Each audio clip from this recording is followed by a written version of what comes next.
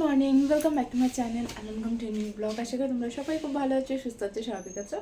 আর আমরাও খুব ভালো আছি। এখন বেজে গেছে 7:30, আর 7:30 থেকে তোমাদের সাথে নিয়ে ব্লগটা শুরু করছি। আমার আজকে এখন সবে তরকারিটা বসিয়েছি আর শুধু জলটা খাওয়া হয়েছে। আর এখন কিচ্ছু হয়নি, কারণ বাবা বাজারে গেছে, বাজার থেকে আসুক তারপরে আমরা ঠিক করবো যে কি হবে না হবে। এইটা কেনার পর থেকে না গামছাটা রাখার খুব অসুবিধা হয়, সেই কারণে শুধুমাত্র রাত্রিবেলায় গামছাটা আনা হয় আর এখানটাই রাখা হয়। তো এখন চলে এসেছি রান্নাঘরে। আর আমাকে দেখেছো কত আস্তে আস্তে করে আমি আলুগুলো কাটছি। কেন বলো তো, কালকে ওকে বলেছিলাম এই ছুরিটা একটু ভালো করে ধার দিয়ে আনবে। মায়ের কাঁচিগুলো ধার দিতে নিয়ে গেছিলো, আমার দুটো ছুরিও ধার দিয়ে এনেছে। আর ধার দেওয়ার পরে দেখছি কি সাংঘাতিক, বেশ কিছুদিন তো ধার সেরকম ছিলই না, খুব চেপে ধরে হাতে লেগে যাচ্ছে, কোনো একটা ব্যাপারই নয় যেন। এরকমভাবে কেটে যাচ্ছিলো, কোনো অসুবিধা হচ্ছিলো না। একটু মোটা পেঁপে বা আম এগুলো কাটতেই একটু অসুবিধা হচ্ছিলো, কিন্তু এখন দেখছি সেগুলো তো কি স্মুথলি হয়ে যাচ্ছে। সেই কারণে একটু ধরে ধরে আস্তে আস্তে করে কাটছিলাম, ভয়ও লাগছিলো যদি হাতে লেগে যায়, কারণ একটা অভ্যাস হয়ে গেছে তাড়াতাড়ি করে কাটা।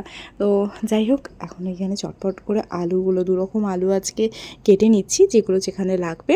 আর তোমাদেরকে বললাম যে বাবা বাজারে গেছে, তো এখান থেকে মাছের আজকে অনেক কিছু নিয়ে এসছে। এমনি ভেটকি মাছ এনেছে, তার সাথে এখানে দেখো অনেকগুলো ডিম পেয়েছে অনেকটা। আর এখানে এখন মাছের মাথা একটা নিয়ে এসেছিলো, সেটাকে রেখে দিচ্ছি, সেটা আমরা পরে খাবো। আজকে মোটামুটি শুধু মাছ দিয়েই হবে, আর একটু অল্প করে চিংড়ি মাছও এনেছে। আর চিংড়ি মাছটা আজকে আর খাবো না। আজকে দেখছি যে মাছের ডিম দিয়ে একটা তরকারি হয়েছে, আর একটু মাছ দিয়ে একবেলা আর ডিম দিয়ে একবেলা এরকমই করে নেবো, কারণ যেহেতু ডিমটা অনেকটা এনেছে। তো সেই মতনই আমি আলুগুলো এখানে কেটে নিয়েছিলাম। আর আজকে মাছের আর ঝোল খাবো না, কালকে তো ঝোল খেয়েছি, সে কারণে আজকে একটু মাছে পেঁয়াজ দিয়ে ঝালই খাবো।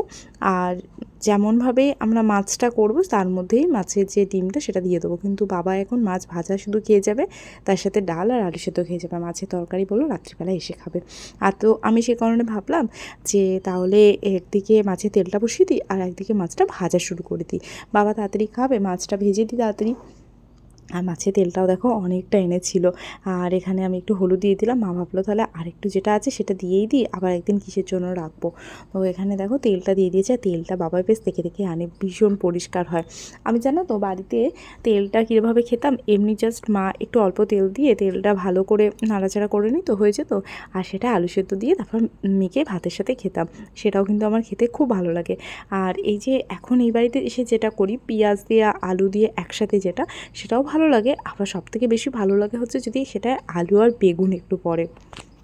আলু বেগুন বেশি কিছুই না, এটাকে জাস্ট হলুদ দিয়ে একটু ভালো করে নাড়িয়ে যে গন্ধটা থাকে সেটা কেটে যাবে, তারপর এর মধ্যে আলু আর বেগুন দিয়ে দেবো, ব্যাস যেমন সিদ্ধ হবে অল্প অল্প করে সিদ্ধই হতে থাকে।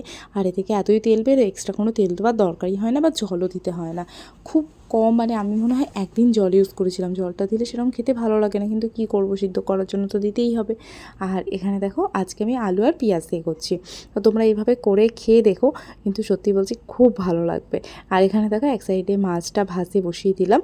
আর আজকে 4টে মাছই ভাজা হবে, কিন্তু ভাবছি আগে এই 2টো মাছ আগে ভেজে নিয়ে বাবার জন্য একটু বড়া ভেজে দেবো, তাহলে বড়া দিয়ে আর মাছ ভাজা ডাল দিয়ে ভালোই খাওয়া হয়ে যাবে। সেই কারণে 2টো মাছ ভেজে তুলে নিলাম। আর বড়াগুলো এখানে দিচ্ছি। আমার জানো তো বড়াগুলো না এখানে যে দিচ্ছিলাম, ভাবছিলাম কি করে দেবো, কতটা কি ছাড়াবো। তো তারপর দেখছি একটু বড় বড়ই হয়ে গেছে, হয়তো 4টের জায়গায় 5টা হয়ে যেত, কিন্তু আমার সেখানে একটু বড় বড় করে 4টেই হয়েছে। আর এর মধ্যে সুজির গুঁড়ো বা নাকি মুড়ির গুঁড়ো এরকম কিছু একটা আছে, তো যদি তোমরা জেনে থাকো আমাকে জানিও, ওই কিছু একটা দিলে না এটা নাকি বেশ একটু ক্রিস্পি হয়, কিন্তু আমি আর সেটা দিইনি। আর এখন জানো তো আমি চিংড়ি মাছ ছাড়ানো শিখে গেছি। আমি তো মাছ ধুই না, মাছে একেবারেই হাত দিই না, মা অনেকক্ষণ ধরে মাছ ধুচ্ছে, অতগুলো মাছ মায়ের হাতে এতটা তেল তেল হয়ে গেছে না, তার মধ্যে ওই যে মাছের তেলটা সেটা ধুয়েছে। তো কিছুটা চিংড়ি মাছ ছাড়িয়ে মা বলছে এমনি বাক্স করে রেখে দিই, কালকে আবার বাড়িয়ে ছাড়াবো। তারপরে আবার কালকে বার করবে, আবার যেদিনকে বাড়ি করবে সেদিনকে জলটা ছাড়বে, ঠান্ডা হবে, সেটা ভালো করে করবে, তারপরে ছাড়িয়ে তারপরে রান্না। যেহেতু আমাদের সকালবেলা তাড়াহুড়ো থাকে, তো আমি তখন ছাড়াতে শিখেই গেছি। তো আমি ভাবলাম তাহলে একদিকে এখানে তো রান্না বসিয়ে দিয়েছি, আমি বরং দাঁড়িয়ে দাঁড়িয়ে ছাড়িয়ে নিই। মা এটা জানতোই না, মা এসে বলছে আরে রেখে দে আমি ছাড়িয়ে নেবো। আনছি না না কোনো অসুবিধা নেই, আমার ছাড়াতে বেশ ভালোই লাগে। বলে না অল্প অল্প করে করলে যেটা ভালো লাগে, যখন দেখতাম একসাথে এত মাছ তাহলে হয়তো আমারও এরকম বিরক্তই লাগতো। তো যাই হোক, এই যে একদিকে বসিয়ে দিয়েছিলাম পেঁয়াজটা আর আদা রসুনটা ভালো করে আমি সেটাকে আগে করে নিয়েছি, কষিয়ে নেবার পরে এর মধ্যে আলুটা দিয়ে দিলাম।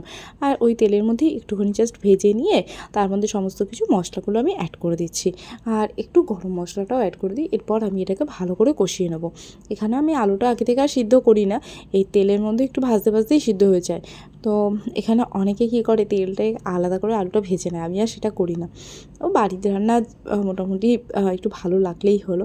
তারপরে দেখো আমার রান্না টান্না হয়ে গেছে, ঘর মোছাও কমপ্লিট, আর বাবারও বেরিয়ে গেছে। এখন আমি চলে এসেছি পুজো করতে। তো এখন রোজ গোপুসোনাকে মনে হয় যেন আমরা যেমন দুবার চান করি, ওকেও পারলে দুবার একটু স্নান করালে ভালো হয়। তো যাই হোক, একবারই করাই, আমি এখন করাই, বাবা সকালবেলা তুলে দিয়ে যায়, বাবা বা মা কেউ তুলে দেয়। আর তারপরে বেলায় করে আমি বা মা যে কেউ পুজোটা করে নিই, আর তখনই স্নান করানো হয়, জামাটা ছাড়ানো হয়। আর এখানে আমাদের গোপুর জানো তো কয়েকটা প্যান্ট কিনতে হবে, বম্মা দুটো প্যান্ট বানিয়েও দিয়েছে। আর আরও এবার ছোটো ছোটো হয় তো, এতটাই ছোটো হয় না, বানানোটা খুব টাফ হয়, মা তো মেশিনে একদমই পারে না।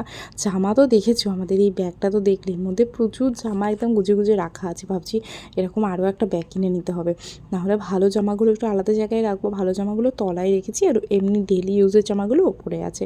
ভালো জামাগুলো ওগুলো আমি গিফট করি। দেখো, মা তো সবসময়ই বানিয়ে দেয়, মায়ের যখন যেটা মনে হয় এই কাপড় ওই কাপড়, অনেক কিছু লেস কত রঙের কাপড় দিয়ে বানিয়ে দেয়, কিন্তু আমি তো সেটা পারি না। তো সেই কারণে আমি গোপুসোনার জন্য জামাগুলো বাইরে থেকে কিনি, যেগুলো একটু ভালো ভালো, আর মা বাকিগুলো বানিয়ে দেয়। ভালো জামাগুলো মাঝে মধ্যে যখন কোনো অকেশনালি হয় পরানো হয়, আর না হলে মায়ের জামাগুলোই পরানো হয়। পুজোর সময় তো গোপুর এই করে প্রায় 10টার মতো জামা হয়েই যায়, যে আমার কেনা প্লাস মায়ের। সামনে তো জন্মাষ্টমী আসছে, ভাবছি বড় বাজারে এবার যেতে হবে, এবার তোমাদের সাথে শেয়ার করব যে কোথা থেকে আমরা গোপুর জন্য জামা কিনেছি। আর আমাদের এটা দ্বিতীয় জন্মাষ্টমী, আর গত বছরই ছিল প্রথম। তো আগের বছরের জামাটাও তোমাদের সাথে আস্তে আস্তে সব শেয়ার করব। আর গোপুর মা যে জামাগুলো বানিয়েছে সেগুলোও তোমাদেরকে একদিন দেখাবো। শুধু গোপুর একটা ভিডিও করব, তাহলে তোমরা খুব ভালো করে দেখতে পাবে। তো এখন বেজে গেছে হচ্ছে 8:30, আমি জাস্ট একটু আগেই ঢুকেছি। আজকে তো একটাই পড়ানো থাকে, বুধবার। তো আজকে পুরো 8টার সময় একদম পড়ানো শেষ হয়েছে, একদম সঙ্গে সঙ্গে টোটোয় উঠে চলে এসেছি। আজকে যাওয়ার কথা ছিল, আজকে যেহেতু ফল হারিনি অমাবস্যা, তো মন্দিরে যাবো ভেবেছিলাম, কিন্তু শরীরটা আর ভালো লাগছিল না, কারণ আজকে দুপুরে একটুও ঘুমাইনি। প্রচুর গল্প হয়েছে কাকি আর বোনের সাথে, সেই কারণে আমরা গল্প শুরু করেছি একটাই, গল্প শেষ হয়েছে 3টের সময়। 3টের সময় এসে ভাত খেয়ে তারপরে আর ঘুম হয়নি। তো যাই হোক, তো সেই কারণে এত ঘুম পাচ্ছিলো, ভালো লাগছিলো না। এখন ঠিক আছে, তাহলে কালকে স্নান করে এখানে মন্দিরে নমস্কার করে আসবো। আর আমাদের এখানে মন্দিরে কালকে পুজো হবে। তো এখন চটপট একটু মুড়ি খেয়ে নেবো, খুব খিদে পেয়ে গেছে। আজকে টিফিন নিয়ে যাইনি, কারণ জানি তাড়াতাড়ি চলে আসবো। ভেবেছিলাম আজকে একটু পাস্তা বানাবো, কিন্তু তারপরে কালকে যেহেতু আমরা একটু বাইরে খাওয়া দাওয়া করেছিলাম, তো সেই কারণে রাত্রিবেলা এসে ভাত তরকারি সব রয়ে গেছিলো, সেই তরকারিটা দিয়ে আজকে একটু মুড়ি খেয়ে নিলাম। তো পাস্তা দেখি কাল সকালে যদি বানানো যায়, কাল সকালে বানাবো।